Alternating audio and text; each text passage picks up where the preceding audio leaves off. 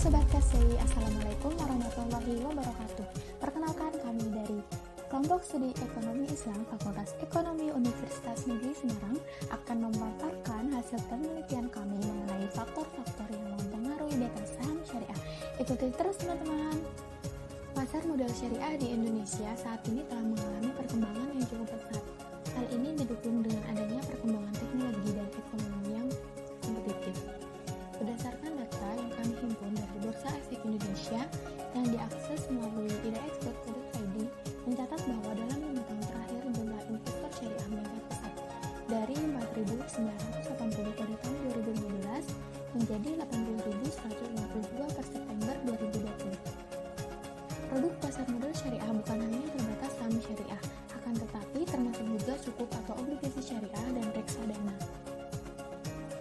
Menurut penelitian Ruji Toning Tias 2013, saham merupakan salah satu sekuritas yang mempunyai tingkat risiko cukup tinggi. Risiko yang tinggi tercermin dari ketidakpastian return yang akan diterima oleh investor. Berdasarkan data yang kami himpun dari Bursa Efek Indonesia sejak tahun 2011 hingga Oktober 2020, jumlah saham syariah meningkat 92,3% dari 237 saham menjadi 451 saham. Setiap perdagangan sekuritas baik pada pasar modal konvensional maupun pada pasar modal syariah selalu mempertimbangkan return dan risiko. Menurut Hartono 2010, beta adalah pengukur risiko sistematik dari suatu sekuritas atau portofolio relatif terhadap risiko pasar. Semakin besar beta berarti semakin besar pula risiko suatu sektor. Kemudian apa saja faktor-faktor yang mempengaruhi beta saham syariah?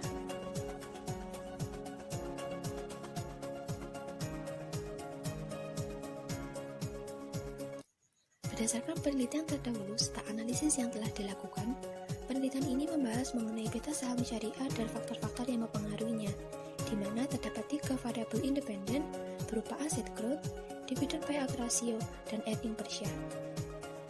Dalam penelitian ini, setidaknya terdapat 4 hipotesis, di mana hipotesis pertama, asset growth berpengaruh terhadap beta saham syariah. Dividend payout ratio berpengaruh terhadap beta saham syariah sebagai hipotesis kedua. Earning per share atau EPS berpengaruh terhadap beta saham syariah sebagai hipotesis ketiga, serta asset growth, dividend payout ratio, dan earning per share secara simultan berpengaruh terhadap beta saham syariah sebagai hipotesis keempat.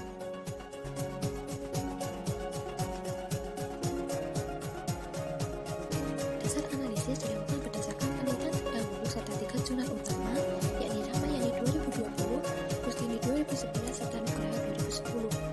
Didukung pula oleh Green Theory berupa risiko saham, di mana risiko setidaknya dibagi menjadi 2. Yang pertama berupa risiko sistematis yang merupakan risiko yang tidak dapat diversifikasi, sebab risiko inilah yang dipengaruhi oleh keadaan pasar, di mana beta saham termasuk ke dalam risiko sistematis. Sedangkan untuk risiko kedua berupa risiko tidak sistematis yang merupakan risiko yang dapat diminimalkan dengan diversifikasi, sebab risiko ini berasal dari masing-masing perusahaan. Green Theory tersebut didukung pula oleh single index model yang merupakan model imbal hasil saham yang membagi pengaruh pada imbal hasil menjadi faktor sistematis dan faktor spesifik perusahaan, di mana faktor sistematis diukur dengan imbal hasil atas indeks pasar yang ada.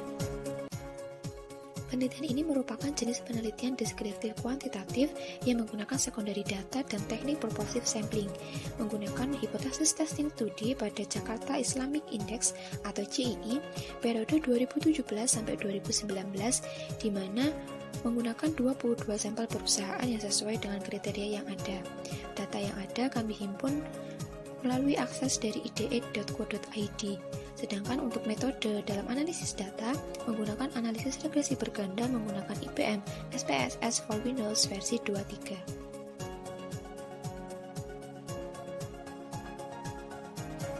Hasil uji asumsi klasik pada penelitian kami sebelumnya terdapat 66 sampel, di mana berasal dari 23 perusahaan tahun 2017 sampai 2019. Tetapi setelah diuji asumsi klasik, terdapat gejala heteroskesiositas sehingga perlu diadakan adanya penormalan data dengan beberapa penelitian yang menghasilkan 63 sampel. Beta saham syariah merupakan variabel dependen, di mana dalam penelitian ini standar deviasi pada beta saham syariah sebesar 0,473, di mana nilai tersebut lebih kecil daripada nilai rata-rata sebesar 1,259, sehingga dapat dikatakan bahwa data yang digunakan variatif.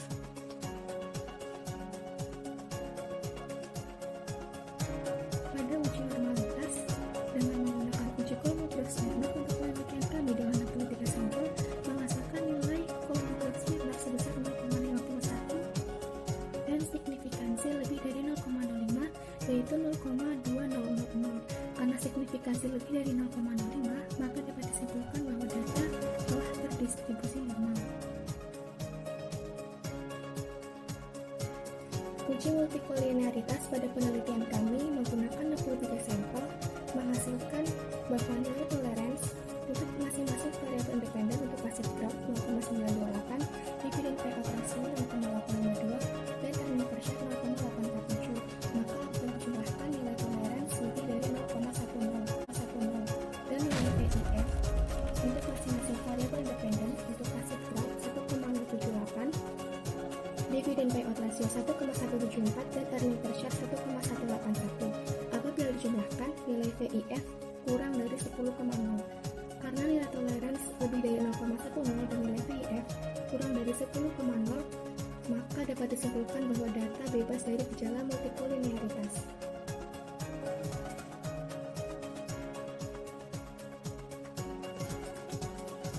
Uji autokorelasi pada penelitian kami dengan menggunakan 63 sampel menggunakan uji Durbin-Watson menghasilkan nilai Durbin-Watson sebesar 1,600 dengan menggunakan signifikansi sebesar 5% dan menghasilkan nilai DL sebesar 1,4943 dan nilai DU sebesar 1,6932.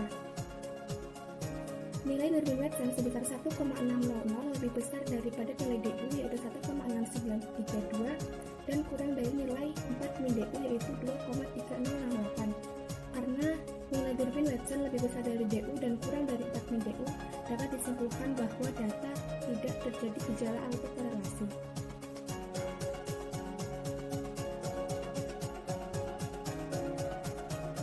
Uji heteroskedastisitas pada penelitian kami menggunakan 63 sampel dengan uji Glatzer memperoleh nilai signifikansi untuk masing-masing variabel independen untuk aset growth yaitu sebesar 0,411, dividen payout ratio 0,368, dan earning per share 0,204. Ketiga variabel independen menghasilkan signifikansi lebih dari 0,05, maka dapat diartikan bahwa data bebas dari gejala heteroskedastisitas.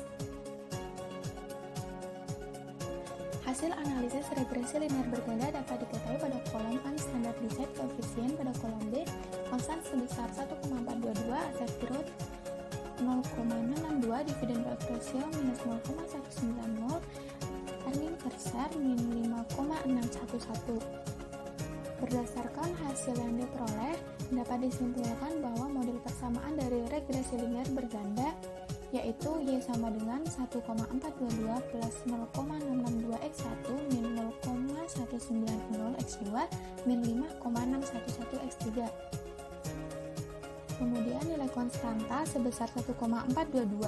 Artinya jika variabel independen yaitu aset growth, dividen payout ratio, dan earning per share nilainya tetap dan variabel beta saham syariah mengalami kenaikan sebesar 1%, maka aset growth, dividen payout ratio, dan earning per share nilainya akan mengalami kenaikan sebesar 1,422.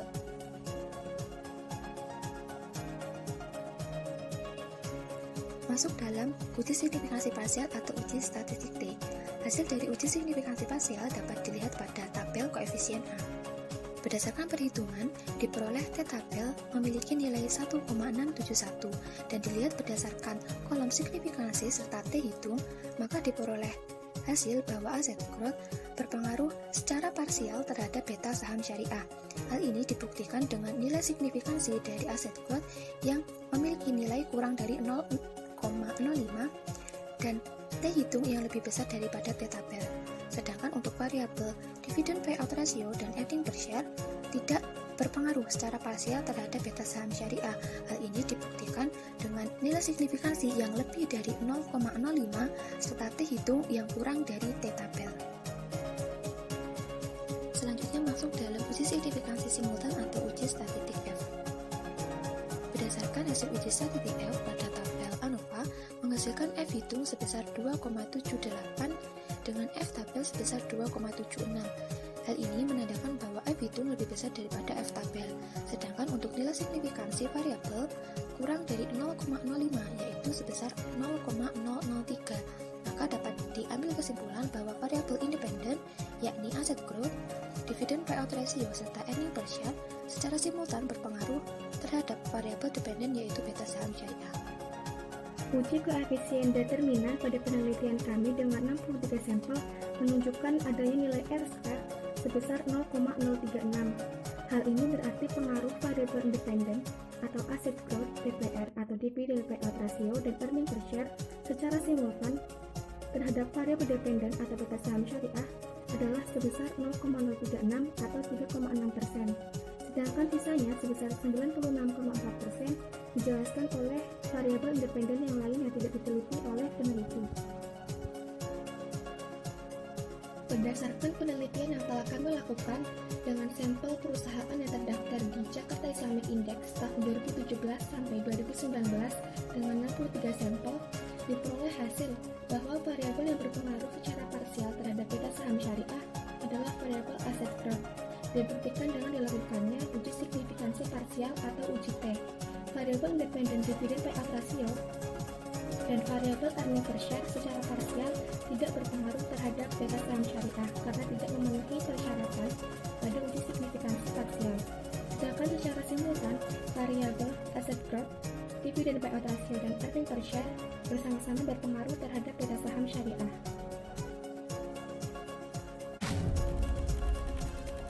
Sekian pemaparan hasil penelitian kami. Siang hari akan berlalu, malam hari tugas kesini. Sampai jumpa di lain waktu. Semoga bermanfaat sobat kasih. Wassalamualaikum warahmatullahi wabarakatuh. Jangan lupa like, comment, dan subscribe dan follow sosial media kami. Dah, terima kasih.